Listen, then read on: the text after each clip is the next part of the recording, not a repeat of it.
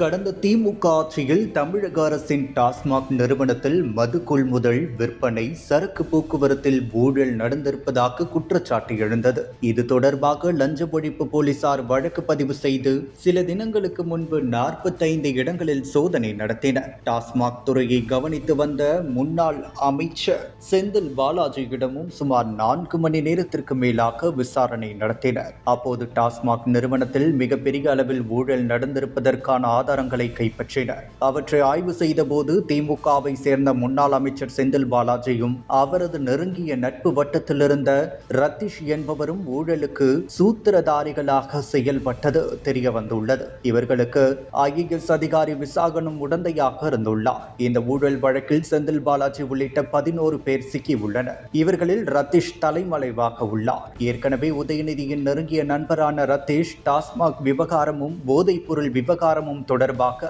பல முக்கிய பிரச்சனைகளில் அவருக்கு தொடர்பு இருப்பதாக அமலாக்கத்துறை தேடி வந்துள்ளது. இந்நிலையில் தான் மீண்டும் டாஸ்மாக் விவகாரத்தில் மாநில லஞ்ச ஒழிப்புத்துறை அதிகாரிகள் பிடியில் சிக்கியிருப்பதால் திமுக தலைமை வரை இந்த விஷயத்தில் சிக்கலாம் என்றே கூறப்படுகிறது. ரத்தீஷ் பல முன்னணி நடிகைகளுக்கு பார்ட்டி வைப்பதும் பல கோடி ரூபாய் செலவு செய்தது எல்லாம் டாஸ்மாக் பணம் என்ற தகவல் எல்லாம் வெளியானது. அப்போதைய அவர் வெளிநாட்டில் தப்பித்துள்ளதாக சொல்லப்பட்டுள்ளது. இந்நிலையில் தான் லஞ்ச ஒழிப்புத்துறை அதிகாரிகள் கூறுகையில் கடந்த திமுக ஆட்சியில் ரத்தீஷ் தான் டாஸ்மாகின் அதிகார மையமாக செயல்பட்டு வந்துள்ளார். இவரது உத்தரவுகளின்படிதான் அவருக்கு வேண்டிய நபர்களின் ஆலைகளிலிருந்து மதுபானங்கள் கொள்முதல் செய்யப்பட்டுள்ளது. இதனால் ரத்தீஷ் விசாரணை வலயத்திற்கு கொண்டு வரப்பட்டார். அவர் கடல் வழியாக வெளிநாட்டிற்கு தப்பிவிட்டதாக தகவல்கள் வருகின்றன. அதன் அடிப்படையில் விசாரணை நடந்துள்ளதாகவும் ஊழல் வழக்கிலிருந்து அவர் தப்பிக்கவே முடியாது என தெரிவித்துள்ளனர். கடந்த ஆட்சியில் டாஸ்மாக் முறைகேடு தொடர்பாக டாஸ்மாக் தலைமை அலுவலகத்தில் 10க்கும் மேற்பட்ட நாட்களில் அமலாக்கத்துறை தீவிர சோதனை மேற்கொண்டனர். இதில் பாட்டிலுக்கு 10 ரூபாய் என